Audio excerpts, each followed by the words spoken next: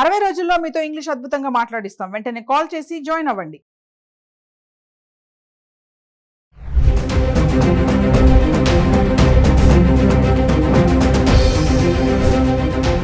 నమస్తే, welcome back to Suman TV. ప్రస్తుతం మనతో పాటు ఉన్నారు consumers affairs committee chairman Mandari Krishnareddy గారు. నమస్తే సార్. నమస్తే అమ్మా.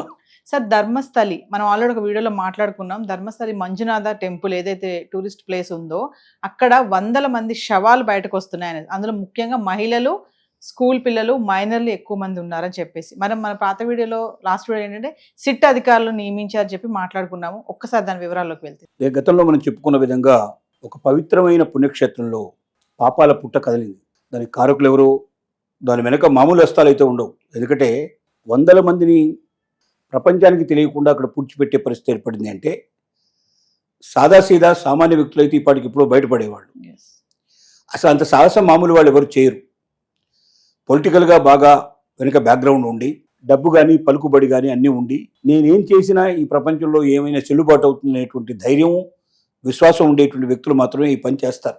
కానీ పాపం ఏదో ఒక రోజున బదులవ్వడం ఖాయం. ప్రపంచం లోపల ఒక వ్యక్తి కొంతకాలం కొంతమందిని మోసం చేయగలడు, కానీ అంతకాలం అందరినీ మోసం చేయడం సాధ్యం కాదు. దానికి ఉదాహరణే ఇవాళ ధర్మస్థలి లోపల పవిత్రమైనటువంటి నేత్రావతి నది పరివాహక ప్రాంతంలో శవాలు ఉన్న ప్రాంతాన్ని గుర్తించడం అనేది జరిగింది. దీనికి అందరికీ గుట్టురట్టు చేసినటువంటి వ్యక్తి ఒక పారిశుద్ధ కార్మికుడు. ఆ పారిశుద్ధ కార్మికుడు కూడా ఇప్పుడు పనిచేయడం లేదు. ఒకప్పుడు పనిచేసేవాడు పారిశుద్ధ కార్మికుడుగా ఆ ప్రాంతంలో. అతను స్వయంగా నేనే వందల శవాల్ని పూడ్చిపెట్టాను, దానికి సాక్ష్యాన్ని నేనే అని అతను పోలీసుల దగ్గరికి వెళ్ళి డైరెక్ట్గా కంప్లైంట్ ఇచ్చాడు. లేకపోతే ఇది ఎప్పటికీ బయటకు వచ్చేది కాదు. నాకు నిద్ర పట్టడం లేదు, నేను చేసిన తప్పు పాపాలు నాకు కనబడుతున్నాయి, అందులో చాలా మంది మైనర్ బాలికలు ఉన్నారు, వాళ్ళ మీద అఘాయిత్యం చేసినట్టుగా స్పష్టంగా కనబడుతున్నాయి, బట్టలు లేకుండా దిగంబరంగా ఉండేటువంటి శవాలు కూడా ఉన్నాయి అని ఇవన్నీ అతను స్వయంగా స్టేట్మెంట్ రాసి సంతకం పెట్టి పోలీసులకు అప్పచెప్పాడు. సరే, అక్కడ సిట్టుని వేయడం జరిగింది కొంతమంది పోలీస్ ఆఫీసర్ల తోటి. వాళ్ళు ఈ రోజున నిన్న ఈ పారిశుద్ధ కార్మికుడిని తీసుకొని వచ్చి నేత్రావతి నది పరివాహక ప్రాంతాల్లో 15 ప్రాంతాలని గుర్తించారు వాళ్ళు. అంటే అతను చెప్పాడు ఈ ప్లేస్లో ఈ ప్లేస్లో ఈ ప్లేస్ అనేది అన్ని ఐడెంటిఫై చేసి ఎక్కడి నుంచి ఎక్కడ దాకా, అంటే ఎగ్జాక్ట్లీ ప్లేస్ చూపించడం కష్టం కావచ్చు. 10-15 ఏళ్ళు మధ్యలో గ్యాప్ వచ్చింది కాబట్టి దాన్ని కరెక్ట్గా గుర్తించడం చేత కాకపోవచ్చు, కానీ ఈ ప్రాంతం అని అతను చెప్పాడు. కాబట్టి ఆ ప్రాంతం అంతా కూడా ఐడెంటిఫై చేసి దీని అంతా కూడా తవ్వకాలు జరిపితే కానీ బయటపడుతున్న ఉద్దేశంతో ఇప్పుడు సుమారుగా 15 ప్రాంతాలను గుర్తించడం జరిగింది. అంటే ఇక ఈరోజు రేపో పోలీసులు తవ్వకాలు మొదలు పెడతారు. అస్థిపంజరాలు బయటపడే అవకాశం ఉంటుంది. ఎందుకంటే 2 ఏళ్ల తర్వాత మనకు అక్కడ ఏం కనబడతాయి? అస్థిపంజరాలు తప్పే ఉండవు. కానీ DNA టెస్ట్ ద్వారా అది ఎవరి శవాలని బయటపడే అవకాశాలు ఉన్నాయి. ఎందుకంటే మిస్సింగ్ కేసులన్నీ కూడా పోలీస్ స్టేషన్లో నమోదు చేయబడి ఉన్నాయి. కొన్ని వందల కేసులు అక్కడ పోలీస్ స్టేషన్లో ఉన్నాయి. భక్తులు చూడడానికి వచ్చినటువంటి భక్తులు మాయమయ్యారని మిస్సింగ్ కేసులు పెట్టారు. అక్కడ ఒక కాలేజీలో ఒక అమ్మాయి, సౌజన్య అనుకుంటున్నాను, ఆ అమ్మాయి సౌజన్య 2012లోనే ఆ అమ్మాయి, ఆ ప్రాంతంలో నివసించే అమ్మాయి, ధర్మస్థలికి సంబంధించినటువంటి మేనేజ్మెంట్ కింద నడిచేటువంటి కాలేజీలో ఆ అమ్మాయి చదువుకుంటుంది. ఆ అమ్మాయి సాయంత్రం 5 గంటలకి వాళ్ళ మామయ్య గారికి, మేనమావ గారికి కనపడింది. అక్కడ ఒక హోటల్ నడుపుతున్నాడు ఆయన. ఆయన కనబడితే ఆయన టిఫిన్ చేసి వెళ్ళు, టీ తాగి వెళ్ళమని చెప్పి రిక్వెస్ట్ చేస్తే కూడా నాకు పని ఉంది, నేను తర్వాత వస్తానని అమ్మాయి వెళ్ళింది. ఆ తర్వాత అమ్మాయి కనబడలేదు. మిస్సింగ్ కేసు పెట్టారు.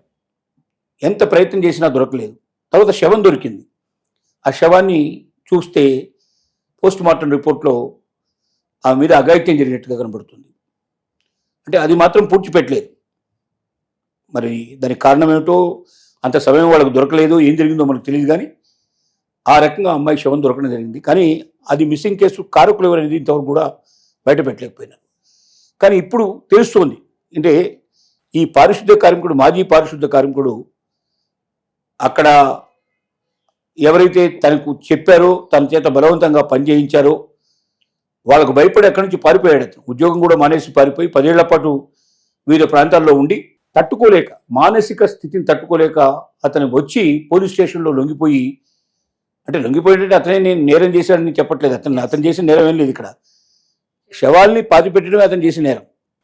మరి ఎవరు అధికారులు ఎవరు తనకి ఎక్కడికి పనిచేస్తున్నాడో వాళ్ళు ఇచ్చినటువంటి ఆదేశాన్ని పాటించాల్సిన పరిస్థితి ఉంది. అతను ఆదేశాలు పాటించాడు.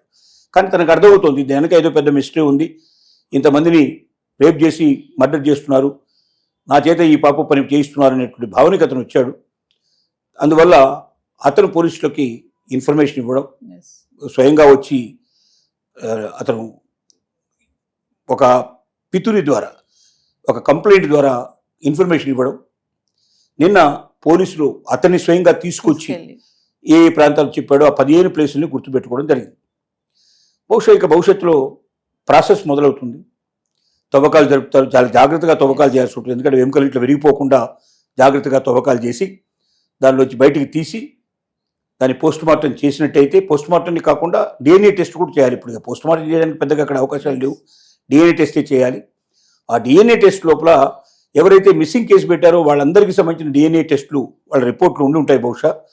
లేకపోతే చేయించి ఆ రిపోర్ట్లు ఈ రిపోర్ట్లు రెండు కూడా బేరీజు వేసినట్టయితే, రెండింటిని టాలీ చేసినట్టయితే దాంట్లో ఎవరెవరికి సంబంధించినటువంటి వాళ్ళ అస్థిపంజరం ఎవరికి సంబంధించింది, దాని తాలూకు అమ్మాయి ఎవరి మనిషి అనేటువంటి విషయం బయటపడుతుంది.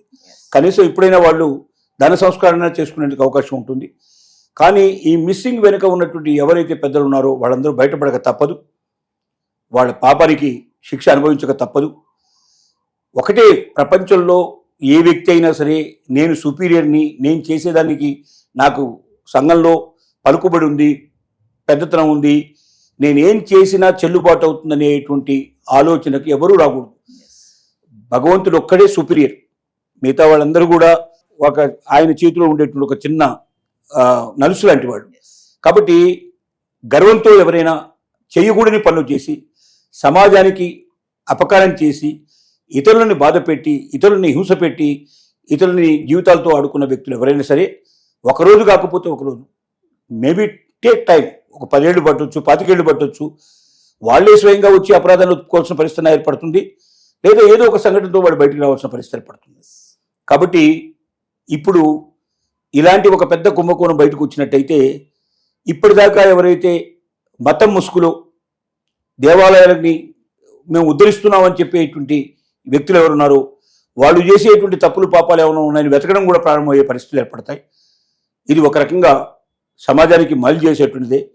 ఇలాంటి మంచి వ్యక్తులని ముసుగప్పుకున్నట్టు వ్యక్తులైన కొన్ని చెడు కూడా బయటకు వచ్చే అవకాశం ఉంటుందని మనకు అర్థమవుతుంది. సిట్ అధికారులు అంటున్నారు కదా సార్, ఒక విషయం అంటే సిట్ అధికారులు అంటే వాళ్ళు అదనంగా ఏం చేస్తారు సార్ వాళ్ళు? అంటే సిట్ అంటే ఇక్కడ ఒక బృందం అన్నట్టు, మొత్తం టోటల్గా స్పెషల్ ఇన్వెస్టిగేటింగ్ టీమ్ అంటారు దీన్ని. అంటే ఒక్క ఎస్ఐఓ ఒక్క సిఐఓ చేయకుండా అందరూ దాంట్లో ఎక్స్పర్ట్స్ అయినటువంటి వాళ్ళందరినీ కలిపి ఒక బృందంగా వేస్తారు. అంటే ఇలాంటి శవాల్లో ప్రత్యేకంగా దాని గురించి ఉనికిని తెలియజేసేటువంటి వాళ్ళు, ఆ తవ్వకాల్లో జాగ్రత్త తీసుకోవాల్సినటువంటి కెపాసిటీ ఉన్న వాళ్ళు, ఇలాంటి వాటి లోపల ఇన్వెస్టిగేషన్లో గతంలో పేరు ప్రఖ్యాతులు తెచ్చుకున్న వాళ్ళు, అలాంటి వ్యక్తుల్ని ఎక్కడెక్కడున్నా కూడా మొత్తం రాష్ట్రం లోపల ఎక్కడున్నా కూడా తీసుకొచ్చి ఈ టీంలో వేస్తారు. వేసి వాళ్ళకి ప్రత్యేకంగా 1 month 2 months 3 months ఈ పనిని అప్పచెప్తారు. ఈ పనిలో వాళ్ళు ఏంటంటే ఇప్పుడు ఆ పోలీస్ స్టేషన్లో ఉండే వాళ్ళకి ఇంత కెపాసిటీ ఉండదు, వాళ్ళకి ఇంత ఎక్స్పెక్టేషన్ ఉండదు, వాళ్ళకి చాలా టైం తీసుకుంటుంది. వాళ్ళకి ఈ ప్రత్యేకమైనటువంటి ఎక్స్పర్టైజ్ అయిన పర్సన్స్ అందరూ ఒక దగ్గర జమగడి వీళ్ళంతా కలిసి ఒక్కసారి ఈ టీం పనిచేయడం మొదలు పెడితే తొందరగా క్లియర్ అయిపోతుంది. అక్కడ వాళ్ళకి వచ్చే అనుమానాలు కూడా వెంటనే నివృత్తి అయ్యే అవకాశాలు ఉంటాయి, ఫర్దర్ స్టెప్ తీసుకోవడానికి కూడా అవకాశం ఉంటుంది. సో అంటే ఇప్పుడు ఈ పారిశుద్ధ కార్మికుడు ఎవరైతే కంప్లైంట్ ఇచ్చాడో ఆయన తీసుకెళ్లి మొత్తం అన్ని కూడా చెక్ చేస్తారనమాట. నిన్న చెక్ చేశారు, ఆ 15 ప్లేసులు గుర్తుపెట్టారు, దానికి అంతా బార్డర్ వేశారు. ఇక రేపటి నుంచి ఈ రోజు రేపు ఒక తవ్వకాలు స్టార్ట్ అవుతాయి. తవ్వకాల లోపల బయటపడ్డటువంటి ఎముకల్ని డిఎన్ఏకి టెస్ట్ పంపిస్తారు. డిఎన్ఏ నుంచి రాగానే అంతకుముందు మిస్ అయినటువంటి వాళ్ళు ఉన్నారు, వాళ్ళ డిఎన్ఏ కూడా తీసి దీన్ని తెలియజేసుకుని ఎవరెవరు శివాలయం అప్పచెప్తారు అంటే కన్ఫర్మ్ చేసుకుంటారు. ఇలాగా ఇంతమంది మిస్ అయ్యారు, ఇంతమంది ఇక్కడ దొరికారు, ఈ శవాలు దొరికాయి కాబట్టి ఇక్కడ జరిగిన మాట వాస్తవం, దీని వెనక ఎవరున్నారు అనేది ఇక మొదలు పెడతారు, పని మొదలు పెడతారు. సో అందులో ఆ ఊరి వాళ్ళే ఉండొచ్చు, టూరిజం గుడి చూడడానికి వచ్చిన వాళ్ళు ఉండొచ్చు.